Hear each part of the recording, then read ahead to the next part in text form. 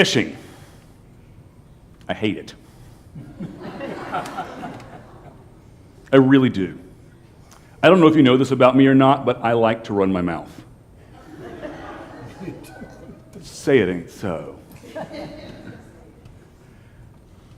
When you fish, one of the things you have to do is be patient, be quiet, sit still. I can't even sit still for a sermon. That's why I walk around. My grandfather, Max, loved fishing. And so what do you think Max would do? Take me and my brothers fishing. Now, fishing day went like this. You had to get up really early. I mean, God wasn't up yet. You put on old clothes, and the night before he had loaded his car with all of the fishing gear, and we had those old cane poles, remember those? There was no way they were fitting in his little car, so they were like angled through the window. You know how that works? And you had to kind of shimmy and crawl over things and sit in this overly packed car and drive way too far. I mean, I'm talking way too far. The only consolation was you got to go to Bojangles and get a Cajun filet biscuit. It's right up there with the apple cider donuts, let me tell you. And you go out there and you would fish all day. And my brothers and I were complete angels. No, we weren't. It's hot. We're tired. When are we going to be done? Why do I stink like a fish? Because, somehow when you go fishing, you take on the aroma of a fish. It's just not great. The whole experience for my brothers and I was that this was completely and entirely inconvenient. There were 1,000 other things we would rather do. But you know what?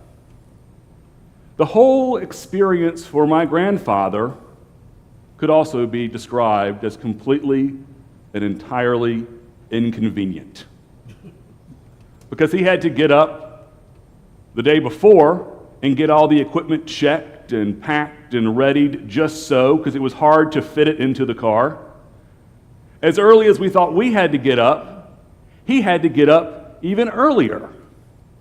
And then he had to take 3 perfect angels out fishing, and he spent more time putting a bait on our hooks or fixing things or pulling the hook out of the tree because we had gotten it stuck in there, or calming us down because we were using them as lightsabers.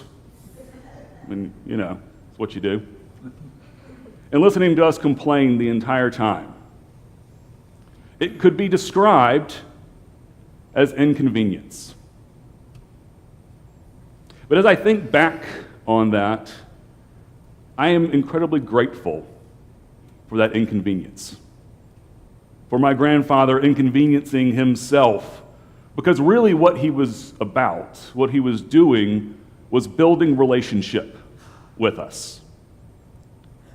There, when we weren't being pesky brats, he would tell us stories about growing up on the farm in rural Lancaster County, South Carolina. He would apologize to us for making us all Gamecock fans. Long-suffering. But he would share with us about his life, his values, what was important. And so I'm eternally grateful for that inconvenience because of the stories and the relationship I have with him. And when you think about today's story, it is also a story of inconvenience. Those disciples had been out fishing all night and caught nothing. They were tired. They were finishing up for the day, cleaning up their nets. And again, this is not particularly nice-smelling work. And now, all of a sudden, this traveling hippie, good, you laughed, comes up and says, "Hey, can I borrow your boat as a pulpit so that I can teach all these people here?" Okay, it's inconvenient, but Sure. And after he's done, he goes, hey, let's push out further, and let's see what we can catch. We tried all night. We're cleaning up now. We're done. That's inconvenient, but okay. But it's also inconvenient for Jesus. Think about it. Jesus didn't have to leave the glories of heaven to come down and walk and talk with us. Jesus didn't have to heal people or teach people or love people. Jesus didn't have to come and suffer and die. I can imagine every bit of that is inconvenient.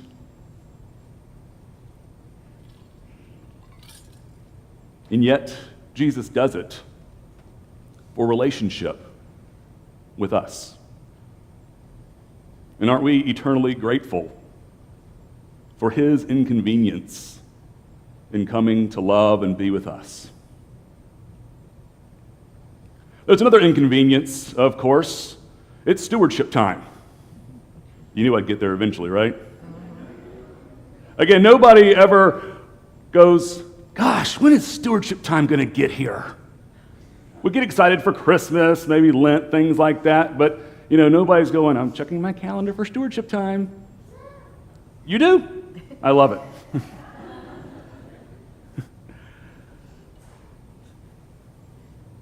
It's inconvenient to think about stewardship. It is about our money. It's about our time. It's about the entirety of our lives. Stewardship is simply about us pausing for a while to consider everything that God has given us. The simple answer on that is God's given us everything. And God asks us to use what God has given us to care for the world around us. Today's theme is wider. And so we think about those casting nets that reach out far to catch as many fish as possible. Today we consider our own role in inconveniencing our lives to reach out to those in need around us.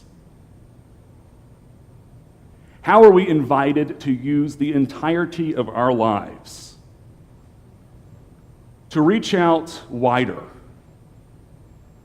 to offer the love of Jesus to so many others? And it's one thing to say, I love you.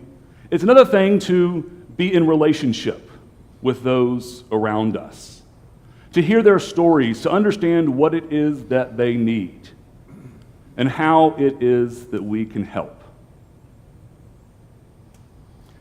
I think about Habitat for Humanity that we heard a ministry moment on earlier.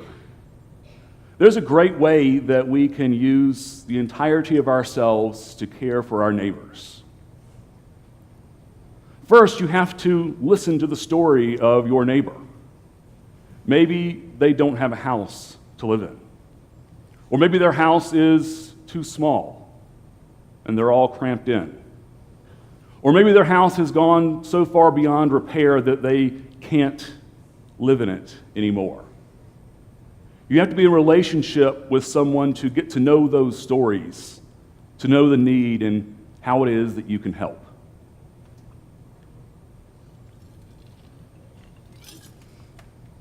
Maybe it's in giving money. Maybe it's in swinging a hammer. Maybe it's in writing a prayer on the materials that are going to be used. There are so many ways in which we can help our neighbors in need by reaching out wider. And you think about when a Habitat house gets built, that's a way for our community to reach out wide to our neighbors in need and to give them a love so real that they can actually sleep in it. And that's just one example. Maybe it's in feeding. Maybe it's in being a study buddy. Maybe it's in serving on a committee. In a little bit, we'll get a chance to go into Stull Hall where there's all kinds of goodies. I've already scoped them out. And that's a love so real it can fill your stomach. How do we reach out wide? In relationship to our community, inconveniencing our lives so that we can make a love so real that it's concrete for people. We have one more week of stewardship, so I'm going to inconvenience you for one more week. But begin now to prayerfully consider how God invites you to reach out wide in relationship with our community to bring people concrete love. Amen.